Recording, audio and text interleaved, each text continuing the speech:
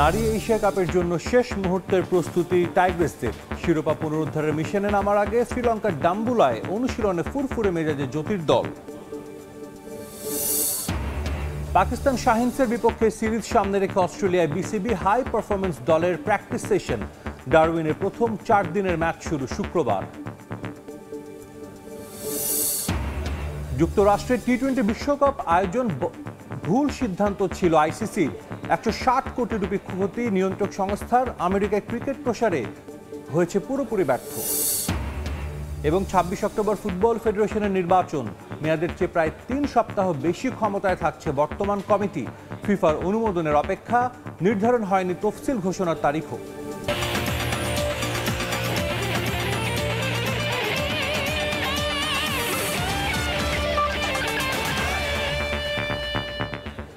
বিশ্বের নানা প্রান্তের খেলাধুলার খবর নিয়ে আমাদের নিয়মিত আয়োজন খেলার সময়। আর এই আয়োজনে আপনাদের সঙ্গে আছি আমি সাজিদ মুস্তাহিদ। নারী এশিয়া কাপের জন্য শেষ মুহূর্তের প্রস্তুতিতে ব্যস্ত বাংলাদেশ দল। শ্রীলঙ্কার ডাম্বুলায় অনুশীলনে ফুরফুরে মেজাজে ছিলেন নিগার সুলতানা জ্যোতিরা। 20 জুলাই স্বাগতিক লঙ্কানদের বিপক্ষে ম্যাচ দিয়ে শুরু হবে মেয়েদের Asia cup mission. Rangiri Dambulla international cricket স্টেডিয়ামে হাস্যোজ্জ্বল চেহারায় নিগার সুলতানা জ্যোতিরা। নারী এশিয়া কাপের আগ মুহূর্তে দলকে চাঙ্গা রাখার চেষ্টায় টাইগ্রেস অধিনায়ক। তবে সাম্প্রতিক পারফরম্যান্সের বিবেচনায় খুব বেশি স্বস্তিতে থাকার সুযোগ নেই। ভারত আর অস্ট্রেলিয়ার বিপক্ষে সিরিজে বাংলাদেশ নারী ক্রিকেট দলের পারফরম্যান্স ছিল যাচ্ছে তাই। ফলাফল তো বটেই, ব্যাটিং, বোলিং, ফিল্ডিং অ্যাপ্রোচ কোনো কিছুই হয়নি আপ টু দ্য মার্ক। তবুও সেসব ভুলে সামনে তাকাতে চাইছেন নারীরা। ঘরোয়া লিগের ফর্ম আশাবাদী করছে সবাইকে। এশিয়া কাপেও ধারাবাহিকতা বজায় রাখার প্রত্যয় মেয়েদের। সে ধারাবাহিকতা বজায় রেখেছিল বেশ কয়েক বছর। দ্বিপাক্ষিক সিরিজগুলোতে উন্নতির ছাপ ছিল স্পষ্ট। শক্তিশালী ভারত, পাকিস্তান ও দক্ষিণ আফ্রিকার মতো দলের বিপক্ষে জিতে রীতিমতো হইচই ফেলে দিয়েছিল জ্যোতি বাহিনী। তবে হঠাৎ করে খেই হারিয়েছে দলটা। তবুও এই প্রিয় ইভেন্ট এশিয়া কাপ দিয়ে সুদিন ফেরানোর লক্ষ্য হাসান তিলকরত্নের শিষ্যদের। 19 জুলাই ডাম্বুলায় শুরু হচ্ছে এবারের নারী এশিয়া কাপ। স্বাগতিক শ্রীলঙ্কার বিপক্ষে ম্যাচ দিয়ে বাংলাদেশের মিশন শুরু হবে 20 জুলাই। মাকসুম আলম খান, সময় সংবাদ। অস্ট্রেলিয়ায় পাকিস্তান শাহিনসের বিপক্ষে সিরিজ সামনে রেখে অনুশীলন সারল বিসিবি হাই পারফরম্যান্স দল। আইসিসি ইভেন্টে টানা ব্যর্থতার পর পাইপলাইন শক্তিশালী করার লক্ষ্য নিয়ে কাজ করছে বিসিবি। তারই অংশ হিসেবে হাই পারফরম্যান্স ইউনিট ও বাংলাদেশ টাইগার্স নিয়ে সিরিয়াস নীতি নির্ধারকরা। বিসিবি এইচপি টিমকে সিরিজ খেলতে পাঠানো হয়েছে অস্ট্রেলিয়ায়। সেখানে শুরুতে লঙ্গার ফরম্যাটের সিরিজ খেলবে বাংলাদেশ। ডারউইনে পাকিস্তান শাহিনসের বিপক্ষে প্রথম 4 দিনের ম্যাচ শুরু হবে আগামীকাল। দ্বিতীয় ম্যাচটি মাঠে গড়াবে 26 জুলাই। এরপর অস্ট্রেলিয়ার ডোমেস্টিক টিমের বিপক্ষে রঙিন পোশাকের ম্যাচও খেলবে এইচপি দল। সেজন্য চট্টগ্রামে নিজেদের প্রস্তুতি সারছে শর্টার ফরম্যাটের ক্রিকেটাররা। বাংলাদেশ ক্রিকেট বোর্ডের গ্রাউন্ডস ডিপার্টমেন্টে রয়েছে একজন শ্রীলঙ্কান মাফিয়া। তার হর্তাকর্তা কমিটির চেয়ারম্যান মাহবুব আনাম বিসিবি ছেড়ে যাওয়ার পর একটি জাতীয় পত্রিকায় দেওয়া সাক্ষাৎকারে গ্রাউন্ডস কমিটি নিয়ে এমন মন্তব্য করেছেন সাবেক প্রধান কিউরেটর টমি হেমিং। বোর্ডে থাকাকালীন স্বাধীনভাবে কাজ করার সুযোগও পাননি বলে দাবি করেন তিনি। মিরপুরে উইকেট নিয়ে সমালোচনা বিশ্বব্যাপী। দিনের পর দিন স্লো উইকেট বানিয়ে ঘরের মাটিতে সাফল্য পেলেও করুণ পরিণতি হয়েছে বৈশ্বিক মঞ্চে। সেই উইকেটের দেখভালের দায়িত্বে Lankan curator Gamini D Silva, যাকে বাংলাদেশে এনেছেন গ্রাউন্ডস কমিটির চেয়ারম্যান মাহবুব আনাম। দিনের পর দিন তাকে নিয়ে সমালোচনা হলেও এই শ্রীলঙ্কান গামিনীতে মধু খুঁজে পেয়েছেন মাহবুব আনাম। বিপিএল, ডিপিএল সহ প্রতিটি আসরেই সমালোচনা হয় উইকেট নিয়ে। আইসিসি দেয় ডিমেরিট পয়েন্ট, কিন্তু কোনো এক অদৃশ্য শক্তির বলয়ে নিজের চেয়ার ধরে রেখেছেন এই কর্তা। তার এমন কর্মকাণ্ডের সত্যতা মিলেছে বিসিবির সাবেক প্রধান কিউরেটর টনি হ্যামিংয়ের বক্তব্যে। মাহবুব আনামও কি শ্রীলঙ্কান মাফিয়া চক্রের সঙ্গে জড়িত? আমি এমনটাই ধারণা করছিলাম। আমি নিশ্চিতভাবে জানি না আসলে কি ঘটছে তা জানি না। আপনি কোথাও কাজ করলে এটা ধারণা পাবেন কে সহযোগিতা করছে আর কে করছে না। এটা খুবই লজ্জার বিষয়। আপনাকে কাজ করতে হলে চেয়ারম্যানের কাছ থেকে সব ধরনের সহযোগিতা পেতে হবে। গ্রাউন্ডসে উন্নতি করতে হলে আপনাকে সততার সঙ্গে কাজ করতে হবে। আপনি যদি শেরেবাংলা একাডেমি মাঠের দিকে তাকান, সেখানে একটা বাজে মাঠ দেখতে পাবেন, বিশেষ করে এই লেভেলের ক্রিকেটে। তার কথাই স্পষ্ট, গ্রাউন্ডস কমিটির চেয়ারম্যানের সহযোগিতা না পেয়েই কাজ করতে পারেননি বাংলাদেশে। টনি হ্যামিং বাংলাদেশে কাজ করার পর প্রশংসা কুড়িয়েছিলেন ক্রিকেটারদের কাছ থেকে, যদিও তাকে মিরপুর স্টেডিয়ামের উইকেট নিয়ে কাজ করতে দেয়া হয়নি। এমন অভিযোগের পরও বোর্ড কি কোনো ধরনের পরিবর্তন আনবে বিসিবির গ্রাউন্ডস কমিটিতে? তারেক হাসান শিমুল, সময় সংবাদ। মেয়াদ পূর্ণ করে আরও প্রায় 3 সপ্তাহ বেশি ক্ষমতায় থাকছে বাফুফের বর্তমান নির্বাহী কমিটি।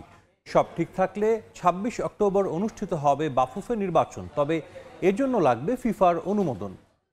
তবে নির্বাচনের তফসিল ঘোষণা এবং আনুষঙ্গিক আরও যেসব কার্যক্রম আছে তা কবে থেকে শুরু হবে এ বিষয়ে চূড়ান্ত সিদ্ধান্ত হয়নি এখনও।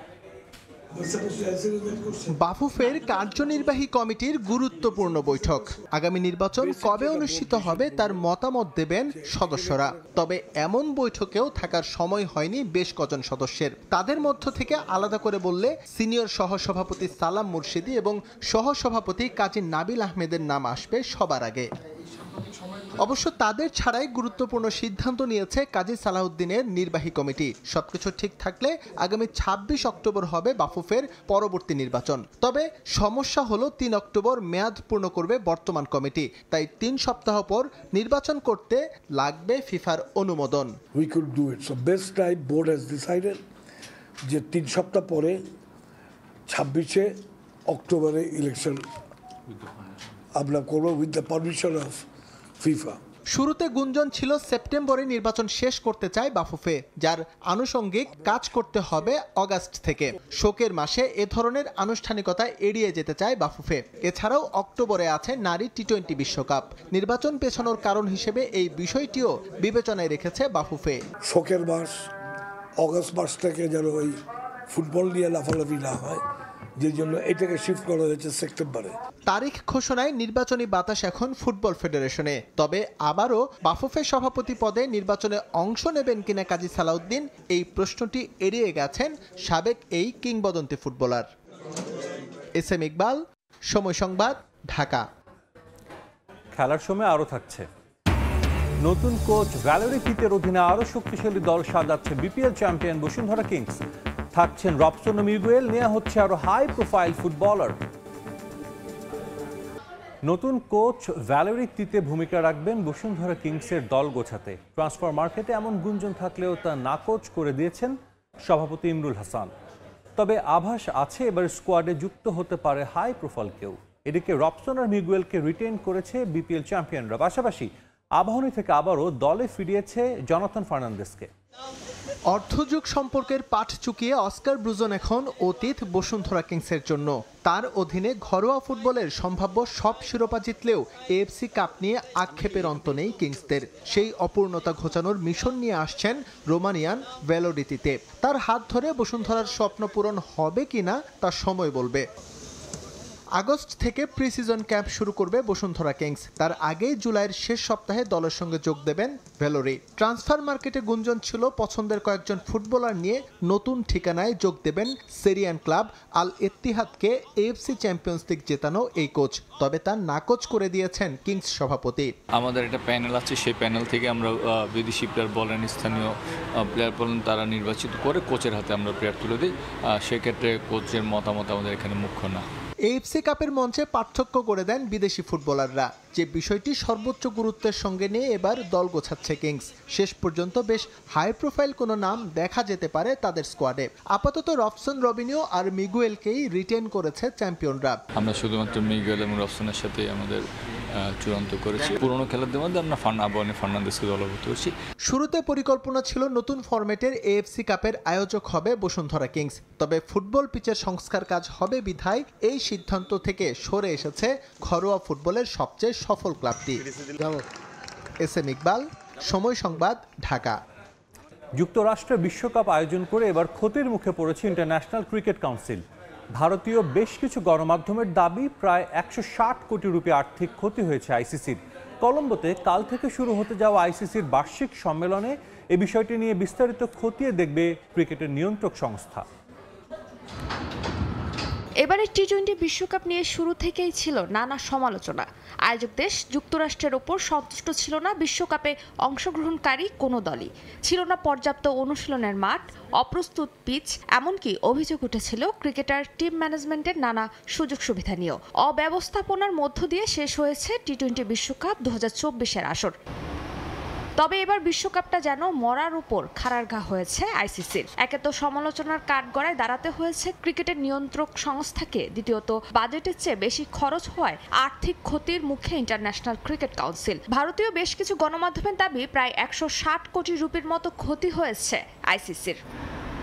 শুক্রবার কলম্বোয় শুরু হতে যাওয়া আইসিসির বার্ষিক সম্মেলনে অতিরিক্ত খরচ নিয়ে আলোচনার সম্ভাবনা রয়েছে। গণমাধ্যমের খবর অনুযায়ী প্রাথমিকভাবে একটি খসড়া হিসেব হাতে এসেছে আইসিসির, যেখানে দেখা গেছে শুধু খরচই বেশি হয়নি, লাভের বদলে ক্ষতির পরিমাণই বেশি। এর আগে কখনোই ক্রিকেটের এত বড় ইভেন্ট আয়োজন করেনি যুক্তরাষ্ট্র, যে কারণে আগে থেকেই কিছুই প্রস্তুত ছিল না সেখানে। অস্থায়ীভাবে স্টেডিয়াম নির্মাণ করায় খরচ বেড়েছে দ্বিগুণ। বিশ্বকাপের নিউ ইয়র্ক প্রজেক্ট ছিল আইসিসির ইতিহাসের সবচেয়ে খরচবহুল প্রজেক্টগুলোর একটি, যা আগেই প্রকাশ্যে এসেছিল গণমাধ্যমে। মাত্র 106 দিনে নাসাউ স্টেডিয়াম নির্মাণ করা হয়, যেখানে ভারত পাকিস্তানের মতো বিশ্বকাপের গুরুত্বপূর্ণ ম্যাচ অনুষ্ঠিত হয়েছে। এছাড়া আলাদা করে ড্রপ ইন পিচ এনে বসানো হয় নাসাউ কাউন্টি স্টেডিয়াম মাঠে, যা ছিল বেশ ব্যয়বহুল। এদিকে কদিন আগে টি-20 বিশ্বকাপ আয়োজনে বিশৃঙ্খলা, অতিরিক্ত খরচের অভিযোগে আইসিসির শীর্ষ 2 কর্মকর্তা, head of event Chris Tetley এবং মার্কেটিং ও কমিউনিকেশনের মহাব্যবস্থাপক ক্লিয়ার ফার্লং পদত্যাগ করেন। ফারজানা জাহান প্রিয়া, সময় সংবাদ। খেলার সময় শীর্ষ সংবাদগুলো জানিয়ে দিচ্ছে আরেকবার। নারী এশিয়া কাপের জন্য শেষ মুহূর্তের প্রস্তুতি টাইগ্রেসদের। শিরোপা পুনরুদ্ধারের মিশনে নামার আগে শ্রীলঙ্কায় ডাম্বুলায় অনুশীলনে ফুরফুরে মেজাজে জ্যোতির দল।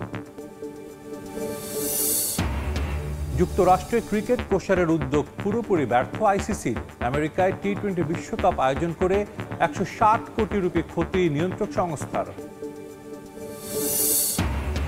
এবং 26 অক্টোবর ফুটবল ফেডারেশন নির্বাচন মেয়াদের চেয়ে প্রায় 3 সপ্তাহ বেশি ক্ষমতায় থাকছে বর্তমান কমিটি। ফিফার অনুমোদনের অপেক্ষা, নির্ধারিত হয়নি তফসিল ঘোষণার তারিখও। এই ছিল খেলার সময়। দুপুরের সময়ের সঙ্গে থাকবেন আফরোজা মুন্তুসি। ধন্যবাদ সাজিদ। দুপুরের সময় নিয়ে ফিরছি কিছুক্ষণ পর, সঙ্গে থাকুন সময়ের।